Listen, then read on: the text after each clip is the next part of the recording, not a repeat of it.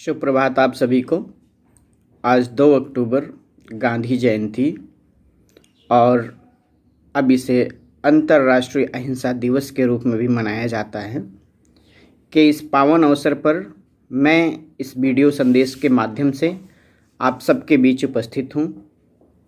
प्यारे बच्चों, महात्मा गांधी, मोहनदास करमचंद गांधी, राष्ट्रपिता महात्मा गांधी, ये इतना बड़ा नाम है, ये इतना बड़ा विचार सिंधु है, ये इतना बड़ा अपने आप में दर्शन है। ये नाम मात्र, जिस दर्शन सिंधु में आप जितनी बार भी अपेक्षाओं से इच्छाओं से कुछ पाने की कोशिश करते हैं, आपको उतनी बार विचारों के मोती हाथ में लगते हैं। बच्चों, यहाँ मैं मुख्यतः 2 बिंदुओं को रेखांकित करना चाहूँगा महात्मा गांधी के संबंध में कि पहला तो उनका भारत की आज़ादी की लड़ाई में क्या योगदान रहा और दूसरा उनका सत्य और अहिंसा का क्या मूल मंत्र रहा। इन 2 बिंदुओं पर आज मैं अनिवार्य रूप से मेरा मन कर रहा है कि अपने विचार रखूं। प्यारे बच्चों, राष्ट्रपिता के नाम से मशहूर, जिनको आप जानते हैं, राष्ट्रपिता के नाम से जाने जाने वाले मोहनदास करमचंद गांधी सत्य और अहिंसा को आधार बना करके दक्षिण अफ्रीका से लौटने के बाद भारतीय राष्ट्रीय आंदोलन की डोर को संभाल लेते हैं। प्रारंभ में कुछ छोटे छोटे आंदोलनों, जैसे चंपारण में नील बागानों के विरुद्ध आंदोलन रहा हो, किसानों के हित की लड़ाई रही हो, गुजरात में अनुबंधित मजदूरी प्रणाली के विरुद्ध आंदोलन रहा हो, अहमदाबाद मिल में मजदूरों के लिए आंदोलन रहा हो, खेड़ा में पुनः किसानों के आंदोलन को नेतृत्व प्रदान करना रहा हो। इन आंदोलनों की आंशिक सफलता ने गांधी को राष्ट्रीय स्तर का नेता बना दिया। मुख्यतः अगर मैं कहूँ तो 1919 तक गांधी जी ने राष्ट्रीय आंदोलन पर निर्विवाद रूप से अपना नेतृत्व स्थापित कर लिया था और इसीलिए मैं कहता हूँ 1919 आते आते राष्ट्रीय आंदोलन की जो मूल बागडोर थी वो महात्मा गांधी के हाथों में थी। और यही कारण है कि मुझे याद आ रहा है कि 1919 से 1947 के भारतीय राष्ट्रीय आंदोलन के काल को गांधी युग के नाम से जाना जाता है। इस दौरान गांधी जी ने राष्ट्रीय आंदोलन का पूरी तरीके से जनतंत्रीकरण कर दिया, जो अभी तक नहीं हुआ था। जो 1919 तक आज़ादी की लड़ाई जिस भी माध्यम से, जिन लोगों के माध्यम से लड़ी जा रही थी, उसमें जो मुख्य कमी थी वो ये थी कि राष्ट्रीय आंदोलन, आज़ादी के आंदोलन में आम जनता प्रतिभाग नहीं कर रही थी। और महात्मा गांधी की प्रमुख सफलता यही है कि उन्होंने 1919 से 1947 के बीच में भारतीय राष्ट्रीय आंदोलन का पूरी तरीके से जनतंत्रीकरण कर दिया और लोग बाग को उसके साथ जोड़ दिया। गांधी ने राष्ट्रीय आंदोलन को सही अर्थों में अखिल भारतीय स्तर पर ले जाने का श्रेय जाता है गांधी जी को। महात्मा गांधी को आंदोलन को राष्ट्रीय स्तर पर लाने का श्रेय महात्मा गांधी को जाता है। उन्होंने जन सामान्य की भावनाओं का आदर करते हुए उन्हीं को आंदोलन का माध्यम बना दिया, जिसका किसी वर्ग एवं संप्रदाय विशेष से कोई मतलब नहीं था। पूर्व में क्या हो रहा था कि आंदोलन किसी वर्ग, संप्रदाय, इनके माध्यम से संचालित हो रहा था और महात्मा गांधी ने उसका राष्ट्रीयकरण कर दिया, जन सामान्य को उसके साथ जोड़ करके और उन्हीं को उसका मुख्य संबल बनाया।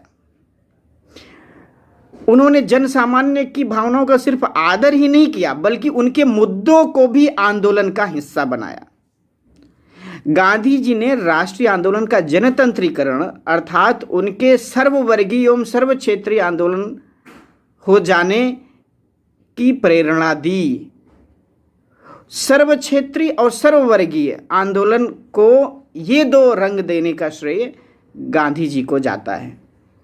गांधी जी ने राष्ट्रीय आंदोलन का जनतंत्रीकरण कर उसमें सभी वर्गों एवं सभी क्षेत्रों के लोगों को सक्रियता से मुख्य धारा में लाया। गांधी जी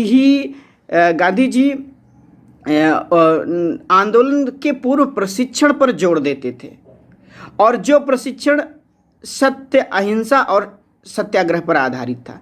वो कोई आंदोलन ऐसे ही नहीं चला देते थे, आंदोलन के पूर्व पूरी तैयारी करते थे और जनता का, जन सामान्य का और प्रतिनिधियों का प्रशिक्षण करवाने में विश्वास रखते थे। प्रशिक्षण किसमें? कि आप सत्य के साथ प्रयोग करिए, आप अहिंसा के साथ प्रयोग करिए। पहले आप ये बताइए कि आप कितना जुल्म सह सकते हैं, कितनी हिंसा बर्दाश्त कर सकते हैं, और कितने सत्य के प्रति अनुग्रही हैं आप। इन विचारों से उनको पहले पोषित करते थे। इसका प्रथम उदाहरण 1920 और 22 के असहयोग आंदोलन को माना जाता है, और सर्वोत्कृष्ट उदाहरण 1942 का भारत छोड़ो आंदोलन माना जाता है। गांधी जी के रचनात्मक कार्यों से राष्ट्रवाद, राष्ट्रीय आंदोलन का विकास संभव हुआ। यद्यपि गांधी जी ने राष्ट्रीय आंदोलन का लक्ष्य स्वराज की प्राप्ति को रखा, परंतु उन्होंने राष्ट्रीय आंदोलन को सर्वांगीण विकास के लिए विकसित करने का प्रयास भी किया। हम सामाजिक कुरीतियों से लड़ने का हथियार बनाया उसी आंदोलन को, आज़ादी को प्राप्त करने का हथियार बनाया उसी आंदोलन को। देश से नस्लवाद, रंगवाद और ये जो तरह तरह का संप्रदायवाद फैला हुआ था, और जो समाज जो विखंडित था, समाज को जोड़ने के लिए भी उन्होंने उसी आंदोलन का सहारा लिया। पहले खुद तो संगठित हो, तब आप अंग्रेजों को भगा पाओगे। गांधी जी के प्रयास से विभिन्न सामाजिक कुप्रथाओं जैसे छुआछूत, जाति प्रथा आदि का विरोध राष्ट्रीय आंदोलन का हिस्सा बन गया, जो कांग्रेस के कार्यकर्ता सिर्फ अंग्रेजों से नहीं, इनके लिए भी लड़े। आपको पता होगा कि गांधी जी मलिन बस्तियों में सफाई का अभियान चलाते थे। गांधी जी ने छुआछूत जैसी कुप्रथा से उद्धार करने के लिए तमाम आंदोलन चलाए। जाति प्रथा को दूर करना उनके राष्ट्रीय आंदोलन का हिस्सा रहा, और तो और प्राकृतिक चिकित्सा के प्रति लोगों को जागरूक करना उनका एक अभियान रहा। उन्हीं के प्रयासों से राष्ट्रीय आंदोलन जो है वो अपने आर्थिक उद्देश्य, अपने सामाजिक उद्देश्य को प्राप्त करने में सफल हो सका। गांधी जी ने राष्ट्रीय आंदोलन के क्षेत्र में एवं उद्देश्य को विस्तृत करने के साथ साथ आंदोलन को विघटनकारी शक्ति अर्थात सांप्रदायिकता को रोकने का विशेष माध्यम बनाया आंदोलन को। परंतु अपने अथक प्रयासों के बावजूद ऐसा विचारक मानते हैं कि वो कुछ सीमा तक ही इसमें सफल हो पाए, और परंतु इस असफलता के लिए गांधी को दोषी नहीं ठहराया जा सकता, क्योंकि दीर्घ काल से चली आ रही सांप्रदायिक मनोवृत्ति इसका विकराल रूप धारण कर चुकी थी। और ऐसा लगता है कि जब भारतीय स्वतंत्रता संग्राम अपने अंजाम के काफ़ी नज़दीक था, तब मध्यम वर्गीय नेतृत्व ने गांधी जी की सर्वोच्चता पर प्रश्न चिन्ह लगाया, और संप्रदायवाद का जो जहर था उसने गांधी जी की सफलताओं को सीमित किया, जिसमें हम ज़्यादा विस्तार में नहीं जाना चाहते। उन्हीं में से कोई एक कारण था जिसके कारण महात्मा गांधी को असमय जाना भी पड़ा इस देश को छोड़ करके। इन सभी विवरणों से स्पष्ट होता है कि गांधी ने अपने सिद्धांतों, कार्यक्रमों के माध्यम से भारतीय राष्ट्रीय आंदोलन में विशेष भूमिका का निर्वहन किया और औपनिवेशिक सत्ता से मुक्त दिलाने में भारत की मदद की। और अब मैं बहुत संक्षिप्त में दूसरी बात पर आता हूं कि महात्मा गांधी ने भारत में को अंग्रेजी दास्ता से मुक्त कराने के लिए जो सत्याग्रह का हथियार अपनाया, उसका मूल दर्शन क्या था? उसका मूल दर्शन ये था, जिसे सत्याग्रह का शाब्दिक अर्थ होता है सत्य को खोजना या सत्य के प्रति आग्रही होना, सत्य के प्रति अनुराग रखना, अर्थात सत्य के प्रति आग्रह ही सत्याग्रह है। पारस्परिक, अब इसको सामान्यीकृत करते हैं, इसको थोड़ा सिंप्लीफाई करते हैं कि सत्याग्रह को हम किस तरीके से व्यवहारिक रूप में ले सकते हैं। पारस्परिक प्रेम, सहायता, भ्रातृत्व की भावना, सहयोग, सामाजिक व्यवहार, समूह व्यवहार सत्याग्रह के मूल आधार हैं। तो सत्याग्रह के मूल आधार में हम पारस्परिक प्रेम करें, एक दूसरे के प्रति सहायता की भावना रखें, भ्रातृभाव रखें हम, संसार के प्रति, संसार के लोगों के प्रति, और हम समूह व्यवहार करें, निजी व्यवहार न करें, स्वार्थपूर्ण कपटपूर्ण व्यवहार न करें, समूह या सामाजिक व्यवहार करें। गांधी जी के अनुसार जिस प्रकार सत्य ही ईश्वर है, उसी प्रकार सामान्य अर्थों में सत्याग्रह ही जीवन का आधार है, जीवन का मूल विचार है, जो इसे मानने वाले को पूरी तरीके से ईश्वर के समर्पित कर देता है। गांधी जी कहते थे कि यदि आप ईश्वर के प्रति समर्पित हैं तो अपने आप को सत्याग्रह के प्रति भी समर्पित करिए। वास्तविक सत्याग्रही ईश्वर का आदमी है, और गांधी के का ईश्वर कौन है, गांधी के राम कौन है, ये एक अलग दर्शन है। ये एक बिल्कुल अलग दर्शन है। गांधी के राम को आप जो है संकुचित अर्थों में नहीं ले सकते हैं। गांधी के राम को आप महज मूर्तियों या चित्रों में नहीं ले सकते हैं। उसका एक बड़ा ही विस्तृत पर्याय है। गांधी जी के विचार से प्रत्येक व्यक्ति को अपने जीवन में न्याय और दया, शोषण के खिलाफ लड़ने की इच्छा और दबाव से मुक्त रहने की इच्छा को शामिल करना चाहिए। इस तरह से जब आप अन्याय, निर्दयता, शोषण और दबाव का सामना करते हैं तो यह अपने पास उपलब्ध तमाम शक्ति संसाधनों को मजबूत करता है। इस विरोध में वास्तविक विजय उसी की होती है जो ईश्वर में असीम विश्वास रखते हुए सत्य के मार्ग पर चलकर आत्मबल, अहिंसा को अपनाते हुए अपने ऊपर होने वाले जुल्मों और अत्याचारों का विरोध करता है। वही सच्चे अर्थों में सत्याग्रही है। महात्मा गांधी जीवन में नैतिकता को बहुत महत्व देते थे। अपने विरोधी को अपना मित्र एवं सहयोगी बनाने के लिए गांधी जी ने स्वयं को कष्ट देकर दूसरों को इसका एहसास दिलाने का मार्ग उपलब्ध कराया। उनके विचार से मानव के मामले में नैतिकता की अपील उसके हृदय एवं अंतरात्मा पर विशेष प्रभाव डालती है। इसलिए नैतिकता को उन्होंने विशेष साधन के रूप में अपनाया और खुद पर कठोर नैतिक जीवन का आदर्श नियम लागू किया। इस कारण से आपने देखा होगा कि गांधी जी ने वस्त्र त्याग करके एक ही वस्त्र में उन्होंने अपने कमर के नीचे और कमर के ऊपर के हिस्से को ढका, एक लाठी रखी और एकदम बिल्कुल असाधारण सामान्य जीवन जीने का फैसला किया। पूरा जीवन ही उनका कठोर व्रत के रूप में देखा जाता है। सत्याग्रह एक सकारात्मक अवधारणा है जिसमें सत्य और अहिंसा ऐसे जुड़े हुए हैं कि उन दोनों को अलग कर पाना असंभव है। वे एक ही सिक्के के दो पहलू हैं। और मैं यहाँ गांधी जी का एक कोट लाना चाहूँगा कि गांधी जी ने कहा था कि एक सत्याग्रही में क्या विशेषता होनी चाहिए। एक सत्याग्रही में मुख्यतः ये विशेषता होनी चाहिए कि वह सत्य का पालन करता हो, अहिंसा का पालन करता हो, ब्रह्मचर्य का पालन करता हो, निडरता हो उसके अंदर, अपरिग्रही हो, वो चोरी ना करता हो, श्रम करता हो। कार्य करने को इस गांधी जी ने बहुत महत्व दिया। श्रम करता हो, श्रमशील बनाने को उन्होंने बहुत महत्व दिया। सभी धर्मों का समान आदर करता हो, छुआछूत को नहीं मानता हो और स्वदेशी अपनाता हो।